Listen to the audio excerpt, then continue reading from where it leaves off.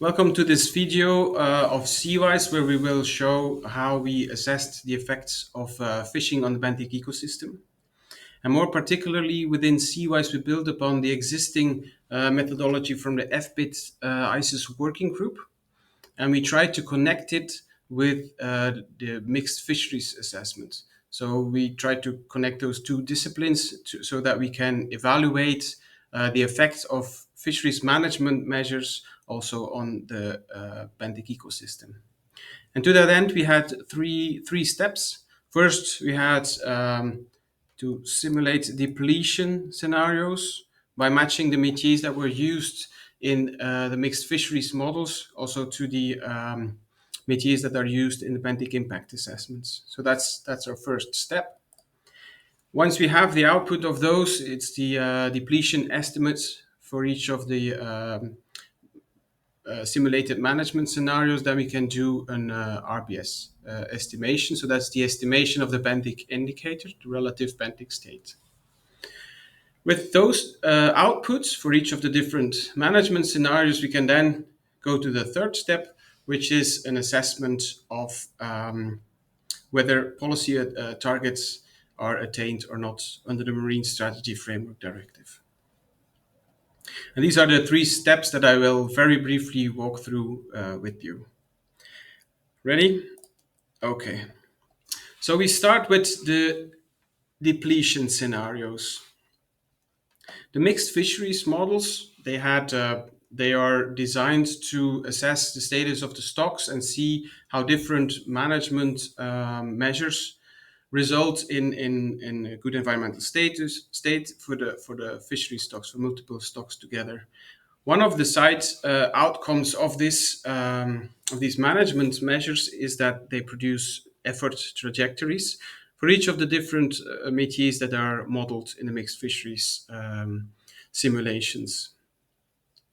These effort trajectories have mixed fishing métiers that are designed for that model, but we need actually models, métiers which are suitable for benthic impact assessment. So we change or we pool the many mixed fisheries métiers into métiers that are useful for benthic impact assessment. And then we have effort trajectories for the métiers that are suitable for benthic impact assessment. These métiers then need to be, because the benthic impact assessments are spatial, so we also need to have spatial maps of the depletion effects of the different benthic métiers. And that's then the next step. So as a final product of these several steps, we have maps produced of the depletion for each of the total depletion for each of the different management scenarios that are simulated in the mixed fisheries models. That's the final output, which can then be used to do the benthic impact assessments. And I'm not going to go into any detail, but I'll show you that the first subsection of this chapter is on estimating depletion of benthic métiers. And for that, you have the depletion rates available, the swept area ratio, and then you combine them by simply multiplying both of the parameters to have the total depletion for each of the different benthic métiers that are modeled. That's the first subsection. The second subsection is on the linkage that we did between the métiers which are used in the mixed fisheries models and the métiers that are used in the benthic impact assessment.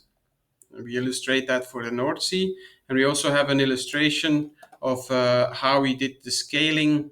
I'm not going to go into any detail, but here you have the script on how the scaling was done for simulating the depletion for each of the different benthic métiers for the different management scenarios from the mixed fisheries models.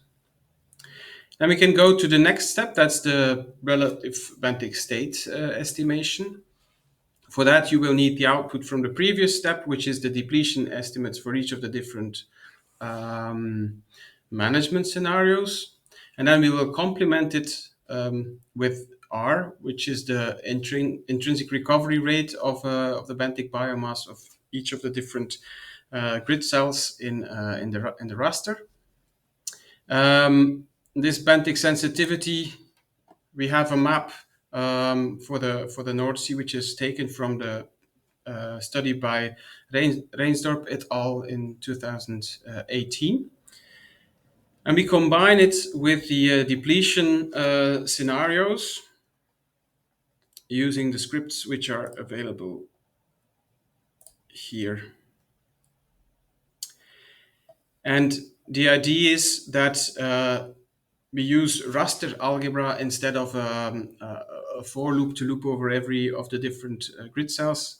So with the raster algebra, we can relatively quickly estimate the RBS for each of the different management scenarios that were simulated. And here you see an example, two maps for two different scenarios in the Greater North Sea.